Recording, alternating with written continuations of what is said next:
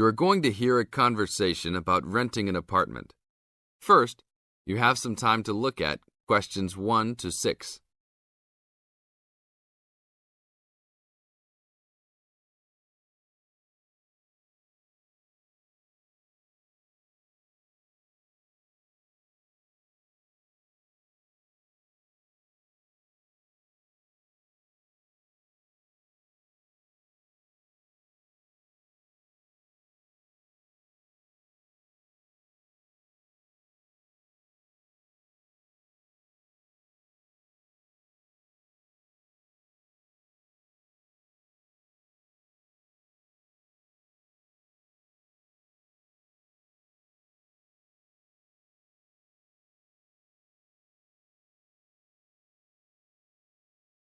Now listen to the tape and answer questions 1 to 6.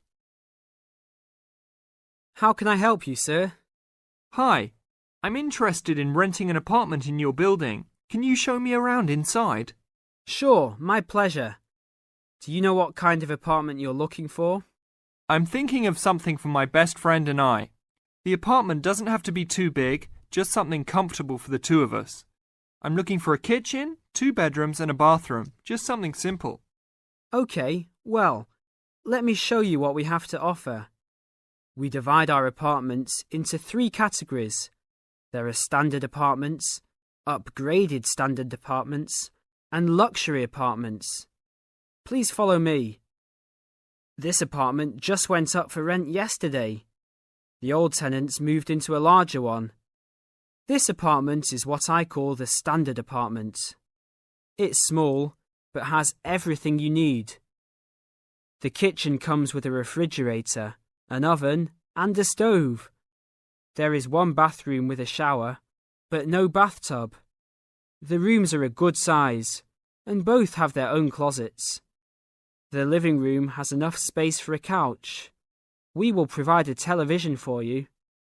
These apartments are very popular with students because they are affordable and practical. Right now, we are renting these out for only $1,000 a month. I think this is a little bit on the small side. There's no space for a dining table or even for an extra desk. We will both need room to study. If there are guests over, we hope to be able to have a dining table big enough for at least 4 people. Do you have anything slightly larger? Maybe just an apartment with a bigger living room? Well, let's take a look.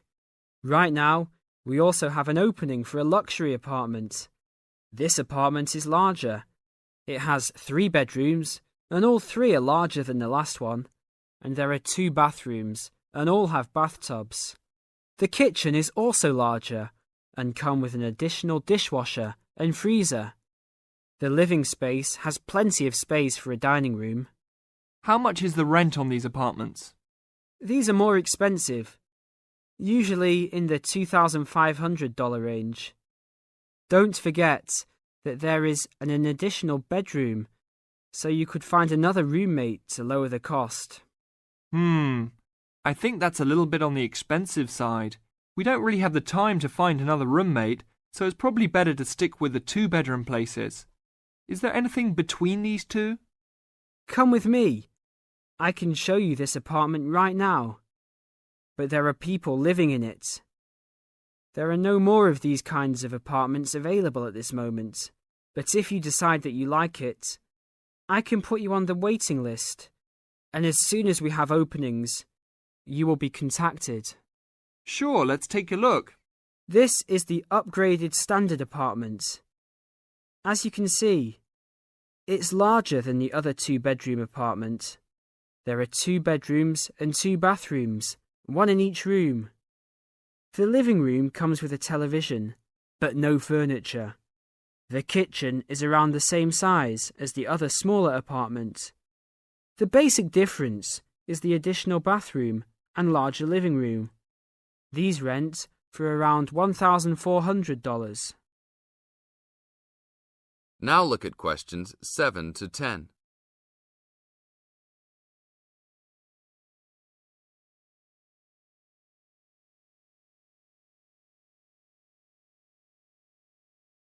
Now listen to the tape and answer questions 7 to 10.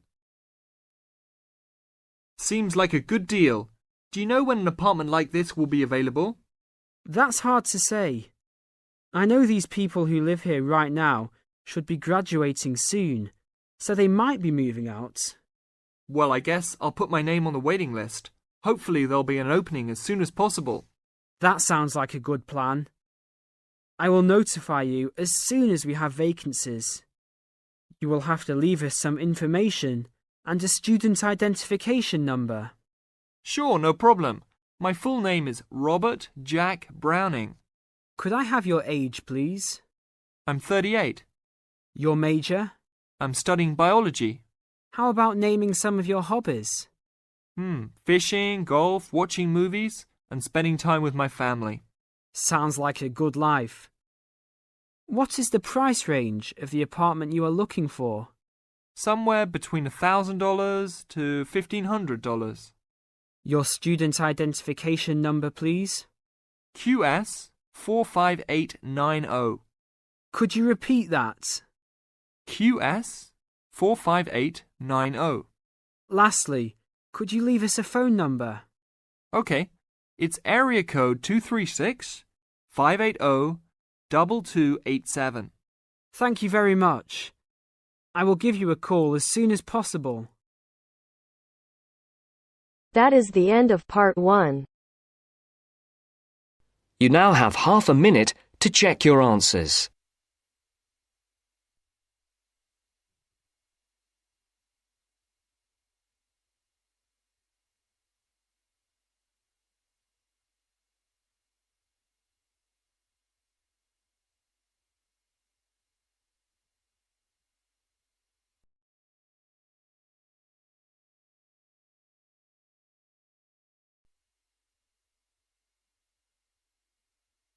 Now turns to part 2.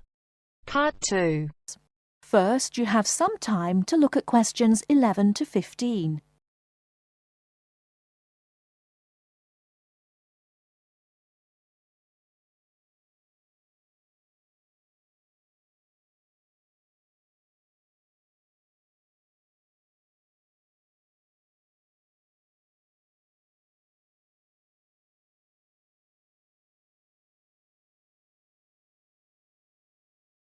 Now, listen carefully and answer questions 11 to 15. Hi. Hello. How can we help you? Is this the Office of Institutional Real Estate? Yes, sir. My name's Alice Baum, and I'm a university housing supervisor. Oh, good. I wonder if you could help me. I'll certainly try, sir. I'm hoping to rent an apartment from September when I begin here, and I'd really like some advice on where to rent and how to rent a place. Advice on renting in Manhattan. We've got plenty of advice about that. The first thing to think about are the prices. New York is an expensive place to live, and Manhattan is the most expensive place in New York. Everyone wants to be here. In most areas of Manhattan, you'll have great difficulty finding a studio apartment for less than $1,300 to $1,400 per month. But there are areas just outside Manhattan, within a 30 to 40-minute commute, where you can find a decent studio apartment to rent for $850 to $1,000 per month. That's a big difference. But then there are travel costs on top of that. Yes, there are. If you're prepared to make compromises in your choice of accommodation, perhaps you can find an apartment you like and can afford. Monthly rents also depend on 2 other factors: apartment size and then amenities. Can you tell me a bit more about that? Basically, bigger flats get higher rents, so if you can live without a lot of space, it's much cheaper.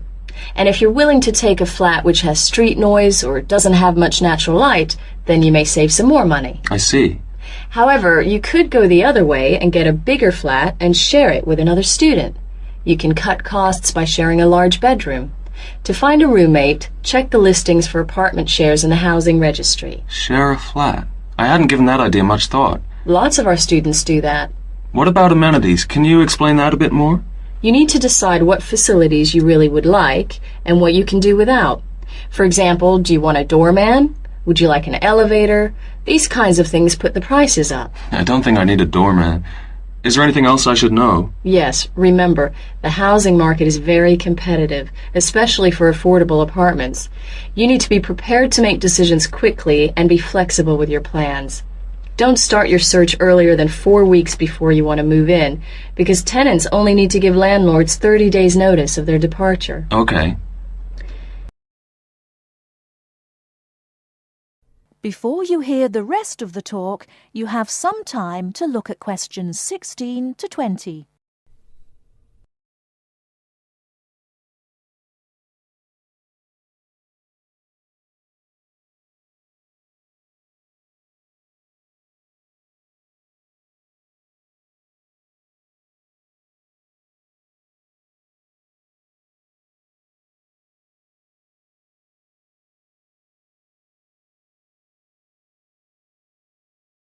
Now listen and answer questions 16 to 20.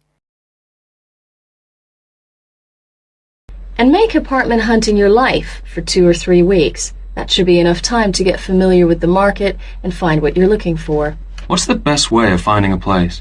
There are really only 2 ways. You do it yourself, or you get someone else to do it for you. That sounds interesting. How do I do that? There are property brokers who will find a place for you. They can guide you to the property of your choice and help you with the paperwork. Well, that sounds great.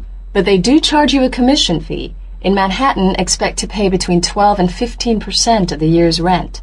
That means if your rent is $1,000 a month, the broker's fee works out to $1,800. Oh, maybe not a broker then. And what's the other option again? Do the legwork yourself. Look in the classified ads, call landlord companies, and do online searches. Check out our website first. You mentioned paperwork. Could you tell me something about that? Sure. To rent an apartment, you may be asked to complete an application by your prospective landlord. You may also be asked to pay between $50 and $200 for credit reports. Landlords want to see evidence of steady income and good credit. I see. Because you're a full-time student, most landlords will require a guarantor, someone to guarantee you will pay the rent on time.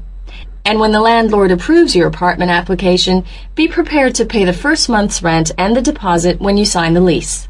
That's a lot to think about, and it sounds like a lot of hard work. Thank you very much for the advice. You're very welcome, and good luck.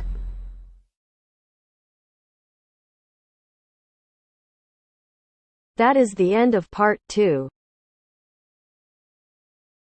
You now have half a minute to check your answers.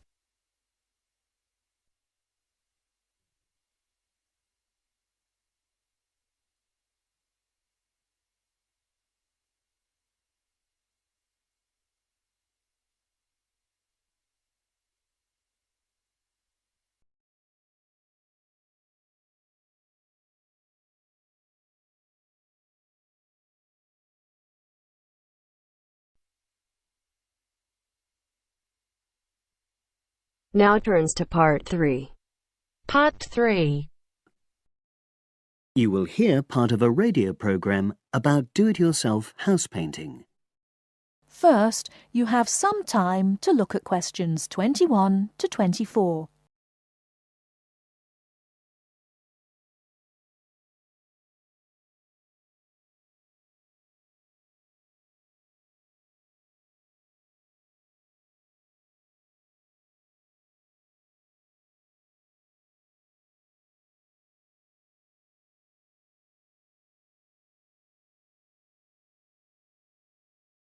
Now, listen carefully and answer questions 21 to 24. Good morning, everyone, and welcome to our weekly series on home improvements. Today's program is about do-it-yourself house painting. There's never been a better time for people who like to do their own interior house painting. Although people still lead very busy lives, thanks to the availability of various new DIY materials, you can now decorate your home in a more efficient and a more environmentally friendly way. In 2009 alone, approximately 53 million litres of the paint that was sold in the UK were left untouched.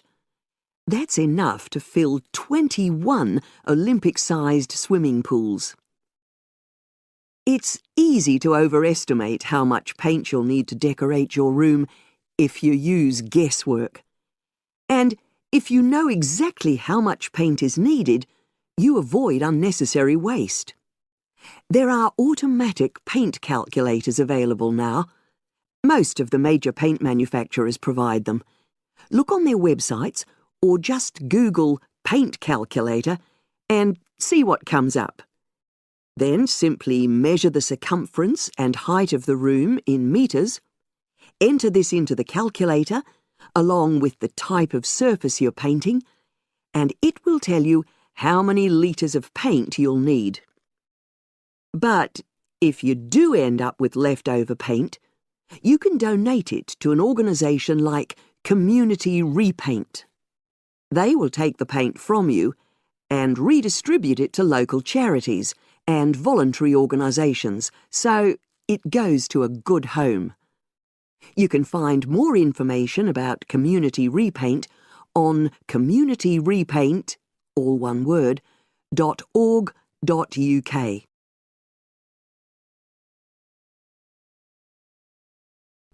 Before you hear the rest of the talk, you have some time to look at questions 25 to 30.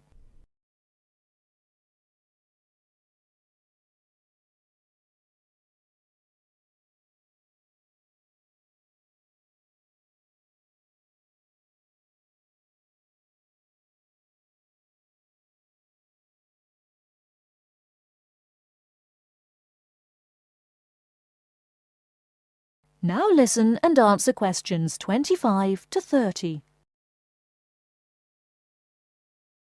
Another way of avoiding paint wastage is to check you're completely happy with your colour choice before starting to paint.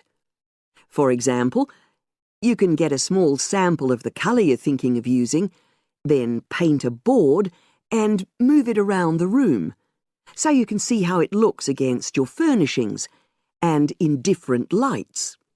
Also, it's always better to buy high-quality paints because you get what you pay for. If you buy cheap paint, you might need to apply 2 or 3 coats to achieve the same coverage that you'd get from 1 coat of a good quality paint. You could also spend a week on a job that could have been done in a day or 2. And consider the environment. Most paint manufacturers now sell water-based paints that don't contain harmful chemicals or give off harmful odours, so get one of these. You can also buy paint that's packaged in recyclable containers. There's a lot more choice than there used to be.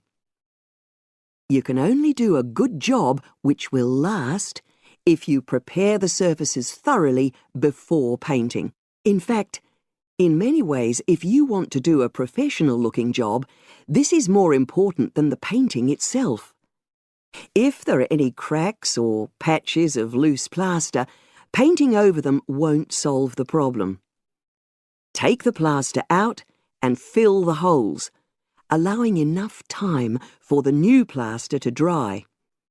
And you won't get a smooth finish if the walls are dusty or greasy. So washing with water isn't enough. Use a solution of decorator's soap and rinse well with warm water afterwards. When you're ready to paint, we suggest you use a medium pile roller for walls and ceilings. A lot of people tend to use short pile rollers, but these give a patchy finish, and that wastes paint and time. Similarly, long pile rollers can create a thick textured effect, which looks messy. The same goes for brushes. The stronger the bristles, the easier they are to wash and reuse. And as you've chosen a water-based paint, clean your brushes with cold water, because it's more energy efficient that way. As you're decorating, keep transferring small amounts of paint into a tray and keep topping it up when you need to. This reduces the chance of it being contaminated by dust and pieces of dirt. And finally, water-based paint doesn't have a lingering smell, so that's not an issue anymore. But it's airflow rather than heat that helps the paint dry quicker. So, to help finish the job in the quickest time, leave your doors and windows open. The faster the paint is dry and the job finished, the quicker you can start enjoying your room. In tomorrow's programme, I'll be giving some advice on... That is the end of section 2. That is the end of part 3. You now have half a minute to check your answers.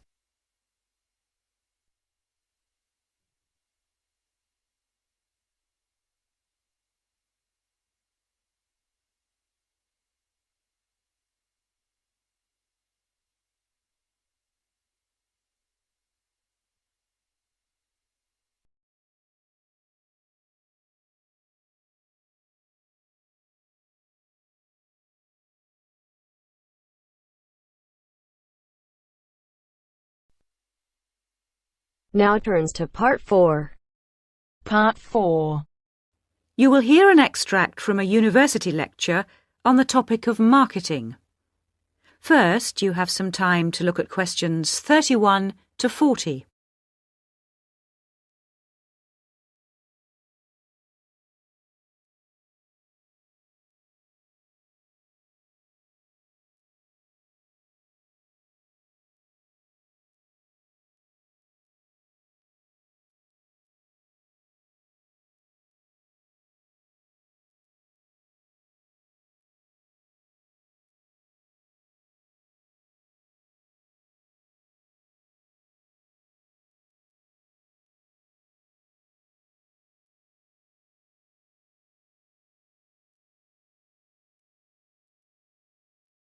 Now listen carefully and answer questions 31 to 40.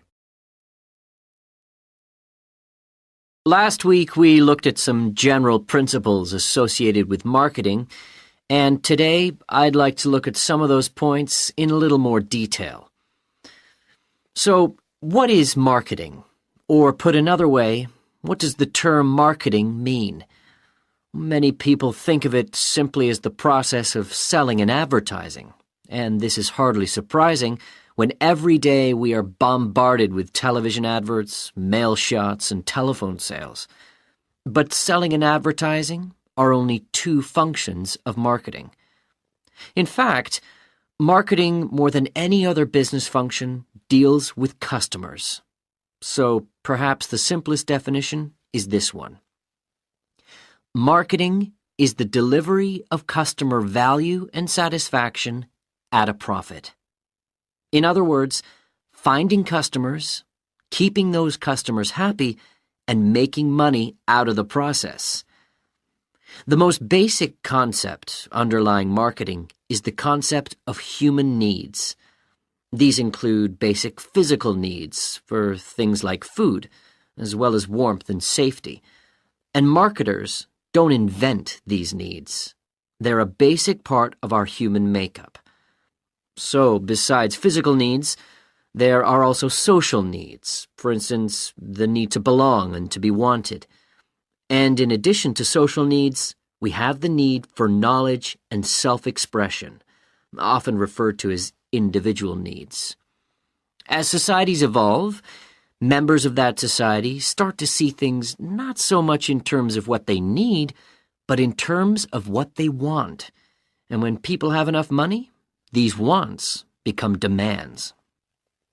Now, it's important for the managers in a company to understand what their customers want if they're going to create effective marketing strategies, so there are various ways of doing this. One way at supermarkets, for instance, is to interview customers while they're doing their shopping. They can be asked about their buying preferences, and then the results of the survey can be analyzed. This provides reliable feedback on which to base future marketing strategies. It's also quite normal for top executives from department stores to spend a day or two each month visiting stores and mixing freely with the public, as if they were ordinary customers, to get an idea of customer behavior. Another way to get information from customers is to give them something. For instance, some fast food outlets give away vouchers in magazines or on the street that entitle customers to get part of their meal for nothing. As well as being a good way of attracting customers into the restaurants to spend their money, it also allows the managers to get a feel for where to advertise and which age groups to target. Another strategy employed at some well-known theme parks, such as Disneyland, is for top managers to spend at least one day in their career touring the park dressed as Mickey Mouse or some other cartoon character. This provides them with the perfect opportunity to survey the scene and watch the customers without being noticed.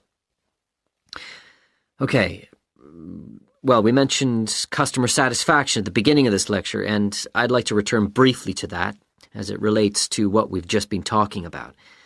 If the performance of a product falls short of the customer's expectations, the buyer is going to be dissatisfied. In other words, if the product you buy isn't as good as you'd expected, then the chances are you'll be unhappy about it. If, on the other hand, performance matches expectations and the product you buy is as good as you expected, then generally speaking, the buyer is satisfied. But smart companies should aim one step higher. They should aim to delight customers by promising only what they can be sure of delivering and then delivering much more than they promised. So then, if, as sometimes happens, performance is better than expected, the buyer is delighted and is twice as likely to come back to the store. Now, let's move on to look at the role of advertising. That is the end of part 4. You now have half a minute to check your answers.